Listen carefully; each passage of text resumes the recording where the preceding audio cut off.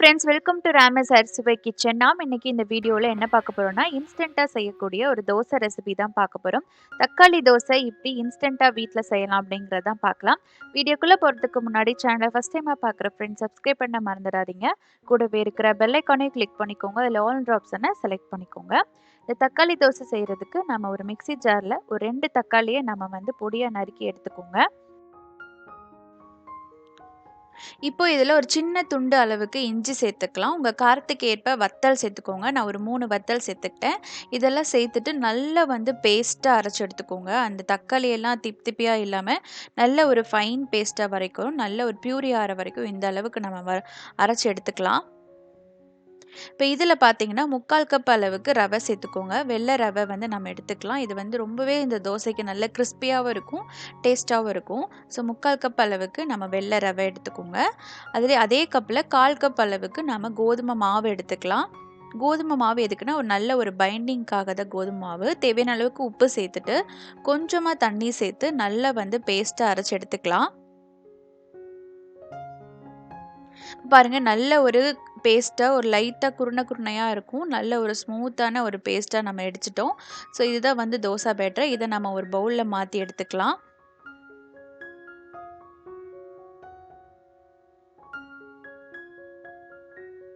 So இந்த மாவில் கொஞ்சம் கொஞ்சமாக தண்ணி சேர்த்து நல்லா தோசை மாவு பக்குவத்துக்கு நல்லா கரைச்சி வச்சுக்கோங்க.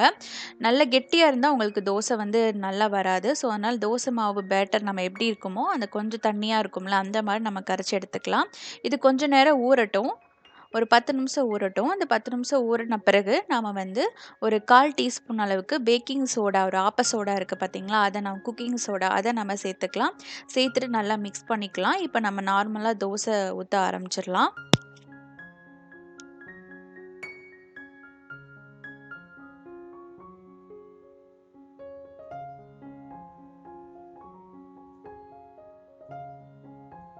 ஸோ ரொம்ப ஈஸியாக, இன்ஸ்டண்ட்டாக, குயிக்காக செய்யக்கூடிய ஒரு டொமேட்டோ தோசை. இதுக்கு நீங்கள் தக்காளி சட்னியோ இல்லை கோகோனட் சட்னி ட்ரை பண்ணிக்கலாம். ரொம்ப சூப்பராக இருக்கும். ரொம்பவே இன்ஸ்டண்ட்டாக செய்யக்கூடிய வீட்டில் இருக்கிற பொருட்களை வச்சே ரொம்பவே ஈஸியாக, டேஸ்ட்டாக ஒரு டிஃப்ரெண்ட்டான தோசை செஞ்சிடலாம். கண்டிப்பாக ட்ரை பண்ணி பாருங்கள் ரொம்ப கிறிஸ்பியாகவும் இருக்கும்.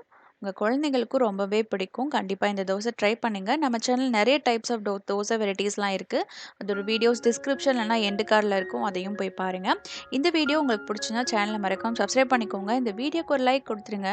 நம்ம நெக்ஸ்ட் ஒரு சூப்பரான வீடியோவில் சந்திக்கலாம். உங்கள் ஃப்ரெண்ட்ஸ் அண்ட் ஃபேமிலிக்கு ஷேர் பண்ணுங்கள். தேங்க்யூ ஃபார் வாட்சிங்.